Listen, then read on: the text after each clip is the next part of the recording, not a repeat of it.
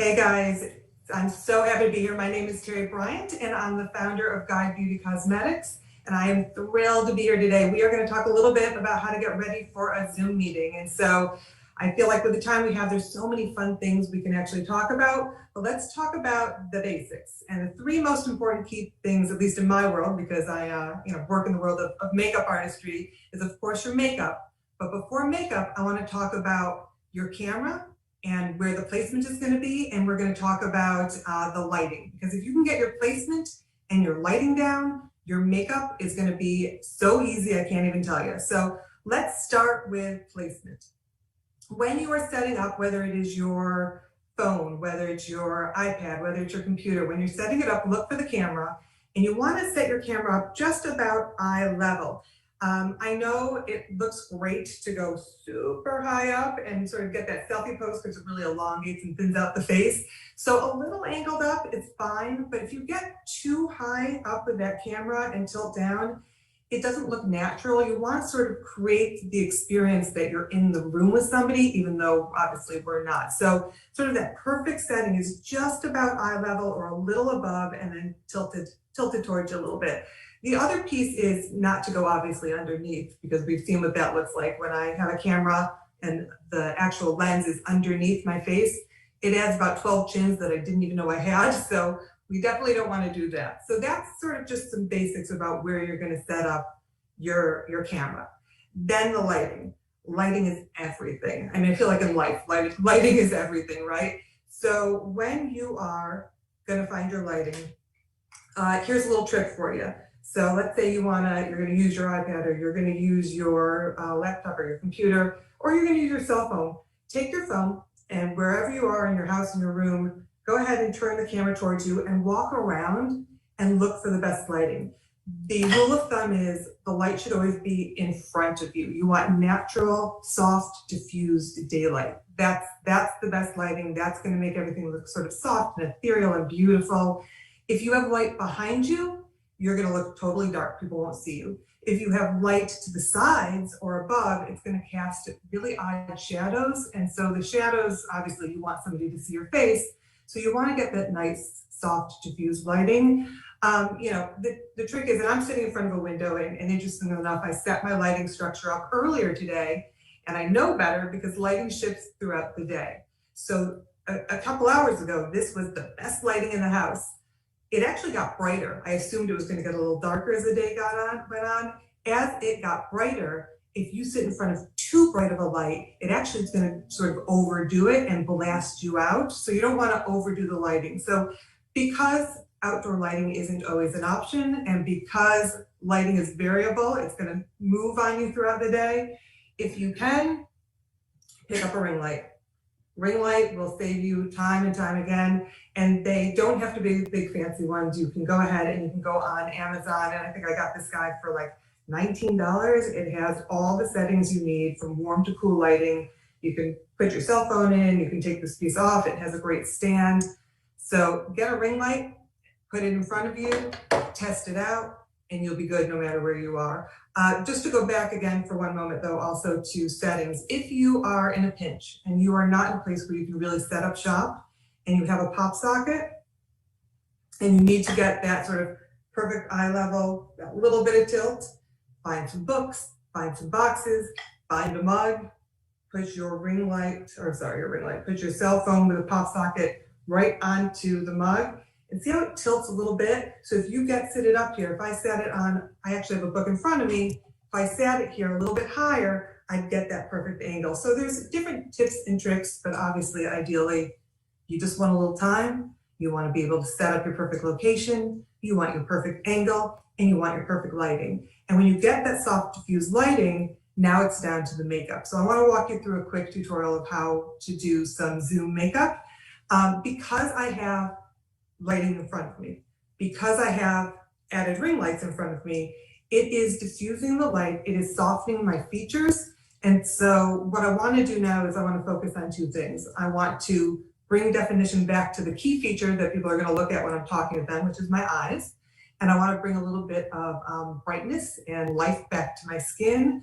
But I don't have to worry about getting crazy with a lot of coverage because these lights and that light, outdoor light, is softening my skin enough that you're not going to see every blemish. You're not going to see every line, every little, imperfection. So you don't have to focus that much on that. So when it comes to skin, we're going to start with a foundation stick. And actually, before we do that, make sure you cleanse and make sure you moisturize, because you want your skin really hydrated if you want your skin to sort of get set and ready and prepped for beautiful makeup. So, and excuse me for one moment. Now we're ready. Okay, I'm going to use Hourglass. So there's other options out there. Tinted moisturizers are great for nice, soft, fresh skin. I like the foundation stick, and I particularly like Hourglass's foundation stick because I can use it as a foundation, I can use it as a concealer, and depending on sort of the method I use to apply it, I can either get a completely full coverage or I can sheer it out almost to the point of a tinted moisturizer. So I don't need a lot. I'm going to go ahead and I'm just going to apply a little bit.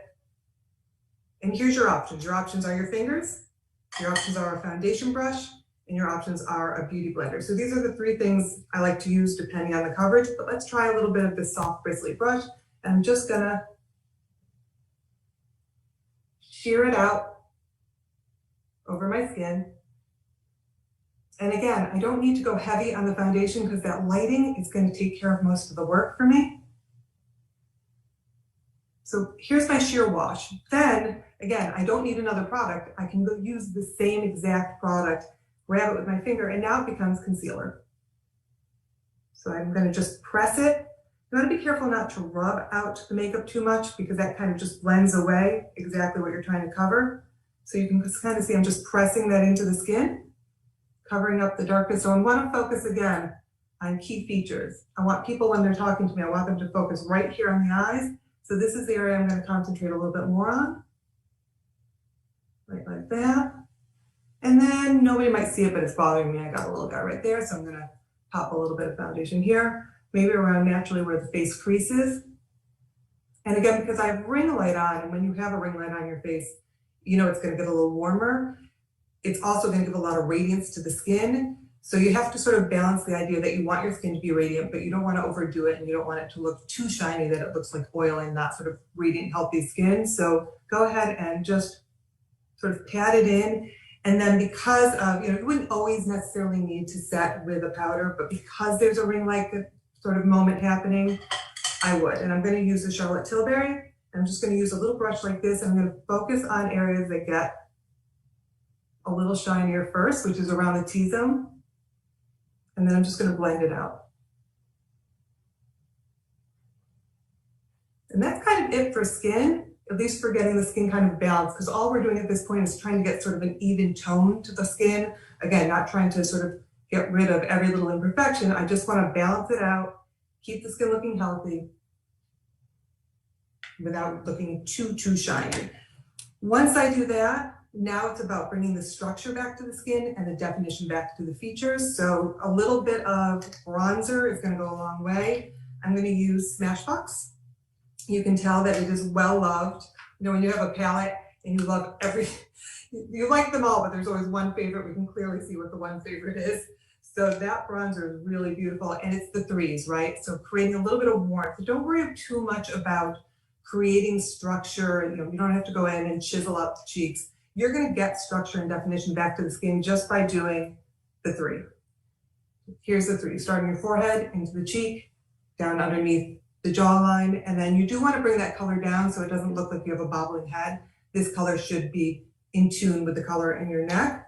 So you're just going to do that and get a little bit warm. So that's a great option if you like a powder bronzer. I do want to point out another amazing bronzer option, which is, if you haven't tried Tower 28, unbelievable. They have a bronzer. They have two shades, and they're really incredibly universal. They run across a huge range of skin tones with just two shades. But what I like about it is it's really easy to pop on. I could even use the same brush I used for foundation to add a little bit more warmth. And also because I'm not going to worry about, this is supposed to be a quick, easy makeup application. I'm not going to worry about contouring and shadows and doing a whole moment with the eyes. I just want that definition. But if I want to boost color, that same Bronzino cream can be used on the lid as your shadow.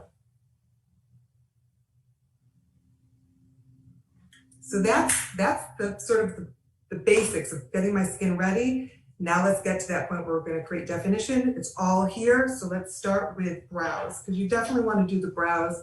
The brows frame the face. They draw attention to the eyes. You don't need to do tons, right? So I'm going to use our Guide Beauty's Brow Moment, which is great because you have this really nice little precision edge brush, so you can start to structure the brows. But my recommendation is when you structure the brows, you don't want to start necessarily at the very front of the brow. It makes it look a little less natural. So start a little further back and then start running that color in, creating that structure, creating that shape. And then when you get back to the front, you're just going to brush up a little bit so that you get structure without it looking like a faux brow. You can see the difference there. So let's do the other brow. Okay, again, I'm going to start a little further back. I don't want to start at the front because I don't want to overdo the look of the brow, but I'll give you a trick if you do like a more structured brow. So I'm just sort of working from the tail first and working my way backwards towards the front. And then I'm going to brush up and I'm done. So it's just a really quick way. It's a gel, it's a brow gel. It'll set everything in place. It'll add the color, but because that brush is so tight and small, you can work it in there like a pencil and get that shape. So if you like a soft, sort of more fluffy brow, you would leave it like this.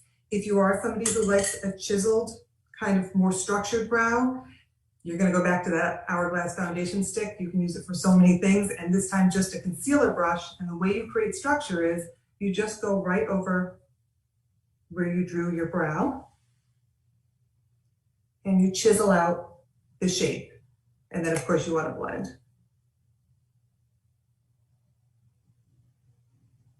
And that way you don't have to worry about creating the perfect shape when you start.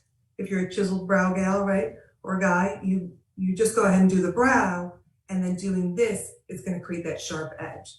So once the brows are in place, now we can move to the eyes. And you might think I was going to start with liner first, but I'm not. I'm actually going to start with mascara. So for mascara, again, we're going to go to Guide Beauty, and I'm going to use our tubing mascara. And I really want you to load up the mascara because we are going to rely heavily on mascara and then tight lining the eye to really give structure and really give definition to the eye. So when somebody looks at your face, all they see is just that beautiful feature. So I'm just going to try to turn the mirror here a little bit. So you want to come in real close, get right underneath the lashes, and start feathering up.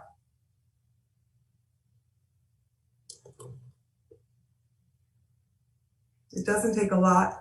And when you get to the very tip of your lashes, you're kind of going to bend back a little. And that bending back motion is going to create and set a little curl in place. So if you can see the difference of how it starts to lift and waken up the eye, it really is, mascara really is everything, right? You don't have to do the bottom. I do like doing the bottom, so I'm going to add a little bit. Just like that. And again, you can build it all you want. So I tend to go to town. If you like a lighter lash, you can stop there. If you wanted more lash, you just keep going.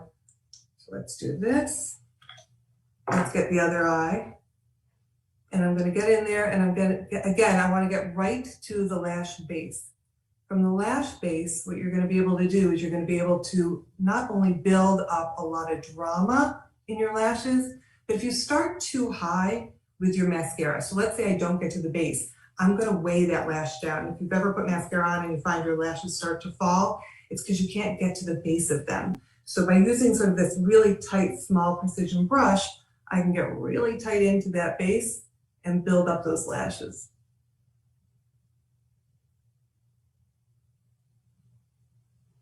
Okay, so that's top right there. And then if I want to do bottom, I just go in like this and add a little bit more. And now mascara is on. And now I'm going to go to liner. The liner is interesting because it takes a lot of time for a lot of people if you're going to do liner above the lash line. And that's because you have to factor in the shape of your eye. And you have to think about how thick do I want my line? How thin do I want my line? Do I want a little bit of a cat eye or a wing? Do I want it to bridge up? and then you have to balance both eyes. The way to get a lot of definition around the eyes and not have to worry about creating the sort of the shape on your own is to follow the natural shape of your waterline. And we're going to do that with our Guide Beauty wand and pressed cream liner. So I don't know if you've ever seen this, but the wand is a little different than probably a lot of the tools you're used to. You're going to find that there's this sort of arched shape. It's a really soft, flexible applicator, and it bends back and forth. There's a little window for visibility. And if you can see that, there's a little notch where you're going to put your finger, and you're going to use this side and rest against the cheek. But what I want to do is I want to pick up on the back side of the applicator like this. I'm going to grab that color. I don't need a lot. So if you can see, now I've got the color, right? And then I'm going to go ahead and I'm going to lean in and excuse me for one moment as I pull in that mirror so I can see what I'm doing here. I'm going to rest. I'm going to tilt underneath my lashes, and I'm going to stamp that color into the waterline, just like that. I don't know if you can see that difference that makes, but immediately the eye will look larger. It doesn't matter your eye shape. This works on everybody. It's the most universally flattering eyeliner look, but it's also a really incredibly easy thing to do, and it's great specifically for a Zoom meeting. Again, when what you're trying to do is bring definition and focus to the eyes, this is an amazing technique. And so I wouldn't even worry about a top line, especially if you're in a hurry. This one goes quick and easy, so let's do that again. Let me remove that little hair from my face. Right, like that. And so I'm going to rest, I'm going to tilt, and that's that. Now, if you like more definition, you can do the bottom waterline. If you're going to do the bottom waterline, it's very similar to the top, but now I'm using the underside of the wand applicator. So I'm going to tilt like this. And now if you can see, I've now coated underneath. And when I coat underneath, if you don't mind, I'm just going to pull the mirror up like this so I can see. And then same as before, but now I'm going to rest. I'm going to tilt. And I'm going to glide. I'm going to rest. I'm going to tilt, and I'm going to glide. And now I have my liner on, I have my mascara on, I have the definition that I'm looking for around my eyes. Let me just check the mirror, because I have my glasses on. So skin is done. There's warmth. I've got definition and shape back to my brow and my eyes. The last thing you want to do is you want to bring a boost of color back to your face, and we're going to do that with the lips and the cheeks. When it comes to the lips, you know, very often a bright color is nice, but you don't have to. I would say be a little cautious of using glosses. Glosses aren't going to last very long. They can move really easily. And if you use too rich of a cream, you also have to then think about, is it going to get on my teeth? What kind of movement am I going to have? If you take a matte lipstick, use your finger and just use it as a stain. You'll always have that wash of color. But I'm just going to take a really basic sort of pinky nude. I'm going to draw it on.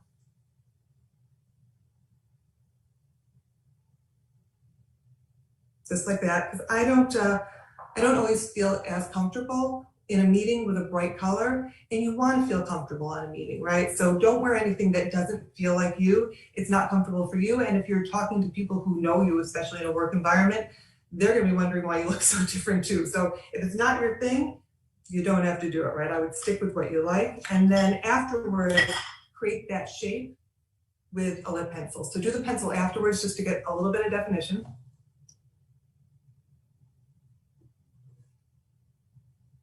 And you can go a little bit right under the lip line.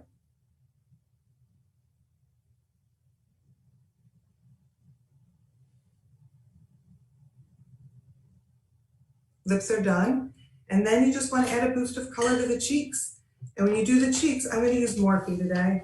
And I'm going to use a nice fan brush because it's really easy when you're trying to bring color back to the cheeks to overdo it. I always tend to use my blush last, because if you put blush on before you have any other color or definition in the face, you tend to use too much because you think you need more color than you really do.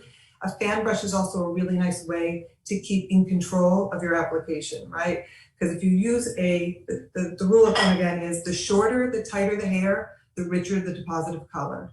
the longer, the looser the bristles, the softer deposit of color. So I'm using a long-haired loose bristle. And with colors, I always recommend peaches and corals, depending on your skin tone, or pinks and berries, depending on your skin tone. So today I'm gonna go ahead and I'm gonna use the, let's use this one, a little brightness right here. And then I'm just gonna start, you just try to clean up all this area in here, so start a little further back and just sweep. Now, after you've done with this, because you wanna test your makeup with the lights on, you might start to feel that effect of the lights being a little hot, and you might start to feel your skin flush. So at the end, let's say you might wanna go back and add just a little bit more powder if you are that girl like I am, who gets a little shiny. I might wanna repowder just a little bit. And that's the look. Now, if you're gonna be on for a while, Urban Decay makes a product called All Nighter. And no joke, this will keep your makeup on all day long. Doesn't matter, it could be hot, it could be cold. So just a little spritz, let it set, and you're done. And that's just a really nice, quick, easy look. So I hope that was helpful. I know I ran through it super quick, but if you have questions for me, I'd love to answer them. If you want to meet, I'll meet you at the Slack channel and I'll answer any questions you have. And thanks for your time and happy Zooming.